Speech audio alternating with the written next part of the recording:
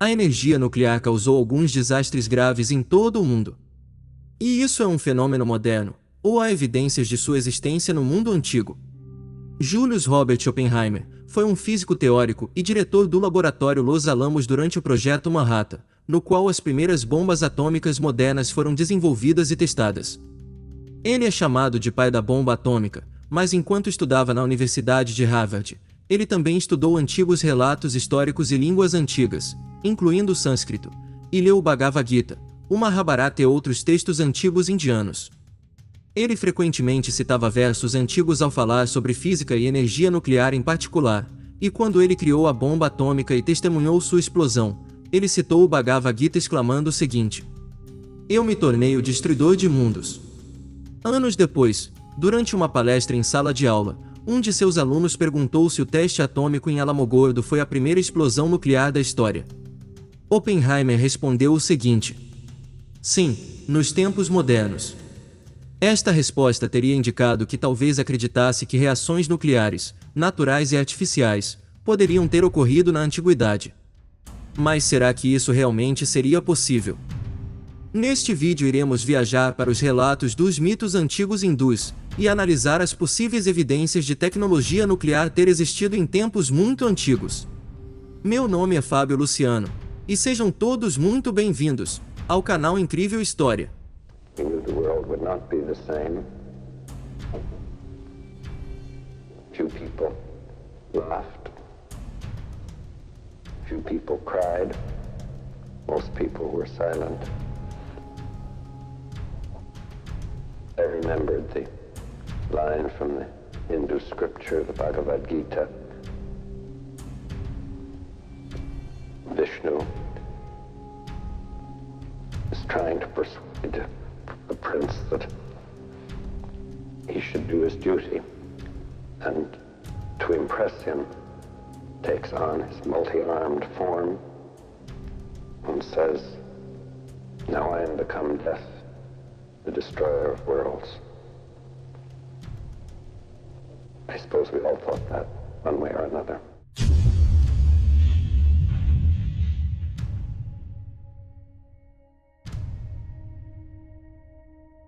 Energia nuclear antiga. A visão histórica padrão dos reatores nucleares sustenta que o primeiro reator conhecido a produzir eletricidade foi criado em 1951 e não conseguiu produzir muito. No entanto, segundo os cientistas nucleares, existe um reator nuclear com mais de 2 bilhões de anos. Em Okro, que é uma região próxima à cidade de Franceville, na província de Haut-Ogooué, no Gabão, país situado na África Central, e segundo os especialistas, foi encontrada uma massa de urânio radioativo responsável por reações nucleares, que foi descoberta pela primeira vez em 1972. No entanto, esta massa de urânio radioativo já estaria lá há milhões de anos. Energia nuclear não era desconhecida do mundo antigo. Mas é possível que alguém tenha criado armas nucleares há mais de 14 mil anos atrás. Alguns acreditam que sim, e existem alguns textos indianos antigos que parecem apoiar essa possibilidade. Guerra do Mahabharata. Supostamente, durante a Guerra do Mahabharata, na qual mais de 1 bilhão de soldados supostamente morreram em um curto espaço de tempo, foram usadas armas de destruição em massa. Em aproximadamente 5.000 a.C., durante o período conhecido como Dvapara Yuga, na tradicional descrição cíclica indiana do tempo, que durou 864 mil anos normais, ou 2.400 anos divinos, uma batalha eclodiu entre os Kauravas e os Pandavas. Kaurava referindo-se aos descendentes de Kuru, o ancestral lendário de muitos indivíduos do Mahabharata, um dos épicos antigos escritos em sânscrito, onde Kuru era supostamente um rei indiano. Pandava se referia aos descendentes do rei Pandu, e sua esposa Kunti. Portanto, o texto pode não ser histórico, embora, ao contrário, possa ter informações históricas precisas que foram embelezadas com histórias lendárias, como muitos textos antigos fazem. O Mahabharata, junto com o Ramayana, é um dos principais textos antigos indianos que contém o que alguns chamam de conceitos devocionais, religiosos e filosóficos centrais encontrados no hinduísmo. Tradicionalmente atribuído ao autor Vyasa, segundo a história tradicional, provavelmente foi escrito entre o século III a.C. e o século III depois de Cristo. Além de suas porções religiosas e filosóficas, também conta a história da guerra entre os príncipes Kaurava e Pandava, e seus descendentes, que aparentemente começou com um jogo de dados durante o qual Duryodhana, um príncipe Kaurava, trapaceou. Este jogo decidiu o destino dos Pandavas, pois eles tiveram que abrir mão do controle de todas as suas terras e ir para o exílio. Quando Duryodhana se recusou a devolver seu território após o término do exílio, uma discussão começou e levou a uma guerra em grande escala, da qual todos os reinos Bharati participaram. Nos escritos, há o relato de que mais de 1 bilhão de guerreiros morreram, e que 50 mil foram mortos em um único dia. No final da guerra, poucos ainda estavam vivos. Se o conto relata um evento histórico real, como tal morte e destruição seriam possíveis? O Mahabharata tem sido citado por muitos devido às suas descrições incomuns de tecnologia aparentemente moderna, algumas das quais supostamente, e segundo a história tradicional, foram usadas por volta de 5.000 a.C. No entanto, existem muitos autores que dizem ter sido muitos e muitos anos atrás. Mesmo os crentes na antiga teoria alienígena, escrita pela primeira vez por Erich von Däniken, apontaram algumas das descrições do texto para apoiar suas ideias, como foi mostrada na famosa série sobre o assunto, no programa Alienígenas do Passado, do History Channel, intitulado Vozes dos Deuses. Shiva, o Destruidor. Segundo os pesquisadores da teoria dos antigos astronautas, o intitulado Shiva, o Destruidor, talvez sejam pessoas reais que foram divinizadas com o passar do tempo, o que é um fenômeno comum em diversas religiões, pois existem vários tipos de divindades. Alguns são criados para explicar fenômenos naturais, como muitos dos kami primordiais, encontrado na religião shintoísta nativa do Japão, como Amaterasu, a deusa do sol. Outros são encarnações de ideias ou práticas, como os reis guardiões que o budismo adotou do hinduísmo, como por exemplo Fudo-myo, que representa o treinamento esotérico para alcançar a imobilidade, e outros são personagens históricos reais que foram divinizados no tempo, como o rei egípcio Osíris e Jesus de Nazaré. Eles mencionam alguns equipamentos tecnologicamente avançados que são supostamente descritos nos épicos antigos, como navios a vapor, telescópios, as já mencionadas anteriormente no vídeo, as máquinas voadoras chamadas Vimana, e baterias galvânicas, e instruções precisas sobre como fazer essas baterias são encontradas em um dos antigos textos intitulados Agastya Samhita. Eles teorizam que o Shiva Linga, geralmente considerado um pilar da devoção religiosa a Shiva, na verdade representava a energia atômica, pois sua forma é quase idêntica a um reator nuclear moderno. Eles chegam a sugerir que o nome Shiva não era um nome, mas um fenômeno, algum tipo de poder.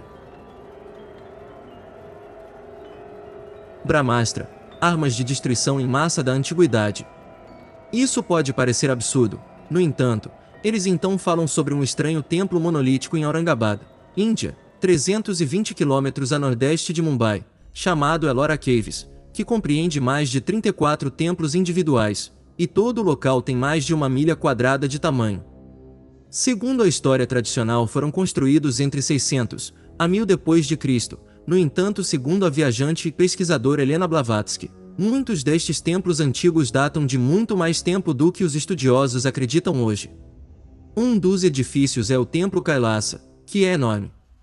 A estrutura mais alta tem mais de 30 metros de altura, e foi esculpida em uma única rocha, exigindo a remoção de 400.000 toneladas de rocha.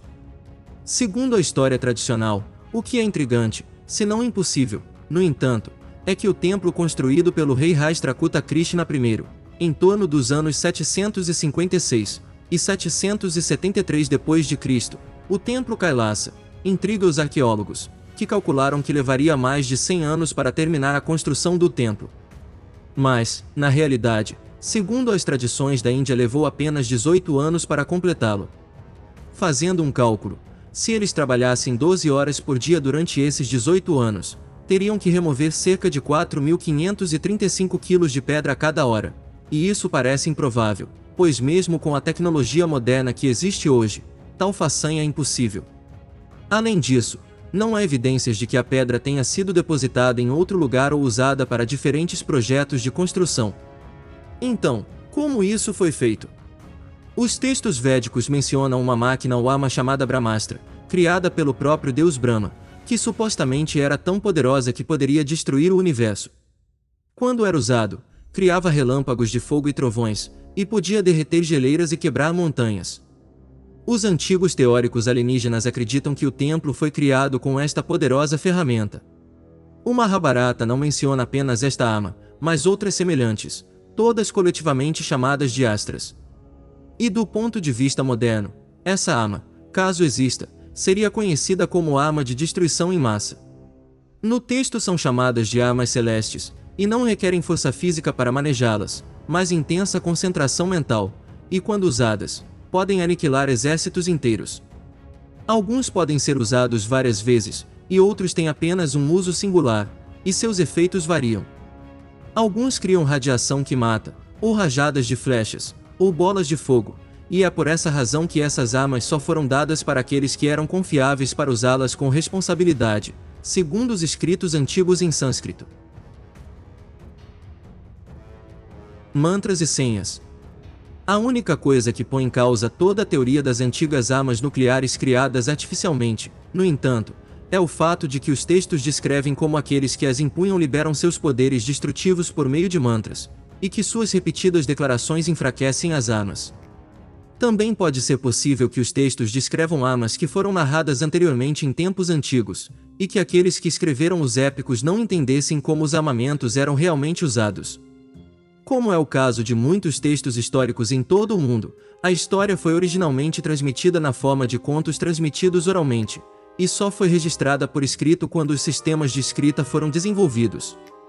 Na Índia, o sânscrito foi usado nos textos mais antigos, e a escrita não foi desenvolvida até 1700 ou 1200 a.C. Quem sabe quantos anos esses contos realmente tinham, e por quantos séculos eles foram transmitidos oralmente antes de sua gravação textual.